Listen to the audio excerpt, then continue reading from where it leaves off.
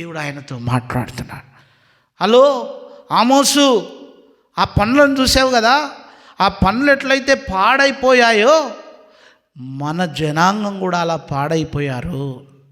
ఇప్పుడు నేను నీకు ఆజ్ఞాపిస్తున్నాను, నీవు నేను చెప్పింది చెప్పినట్లు వాళ్ళకు చెప్పు. ఆయన భయపడుతూ ఉంటాడు, దిగులు పడుతూ ఉంటాడు. ఎలా చెప్పాలి? మరి నువ్వు తప్పు చేస్తున్నావు అని చెప్తే నన్ను శిక్షిస్తారు కదా, నువ్వు తప్పు చేస్తున్నావు, నువ్వు నేరం చేస్తున్నావు అంటే నన్ను శత్రువులాగా చూస్తారు కదా అన్నా కానీ ఆయన మాత్రం దేవుని మాటను పక్కకు పెట్టలేదు. ఆమోసు ఒక చోటికి వచ్చినప్పుడు 7వ అధ్యాయం చూడండి ఒకసారి.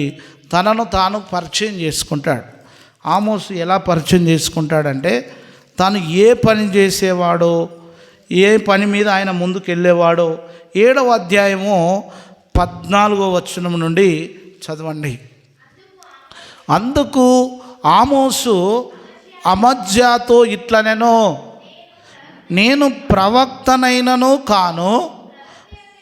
బాగా వినండి, ఆయనను పరిచయం చేసి ఈజ్ ఇంట్రడ్యూసింగ్ హిమ్సెల్ఫ్. నేను ప్రవక్తనైనా కాదు, ప్రవక్త యొక్క శిష్యుడనైనా కాను, కానీ నేను పశుల కాపరి అయినా మేడి పండ్లు ఏరుకునేవాడిని. ఎట్లాంటి వాడట ఆయన? మేడి పండ్లు ఏరుకునేవాడు, పశుల కాపరి. చదవమ్మా. నా మందలను నేను కాచుకొనుచుండగా, చూడండి, ఐఎమ్ సర్ప్రైజ్డ్. ఈ మాట నేను విన్నప్పుడు ఐఎమ్ సర్ప్రైజ్. ఆయన ఏం చేస్తున్నాడు? పశువులను కాసుకుంటున్నాడు. ఇక్కడ చూడండి, దేవుడు మాట్లాడాలనుకుంటే బర్రెలను కాసేవాడితో కూడా మాట్లాడతాడు, పశువులను కాసేవాడితో కూడా దేవుడు మాట్లాడతాడు.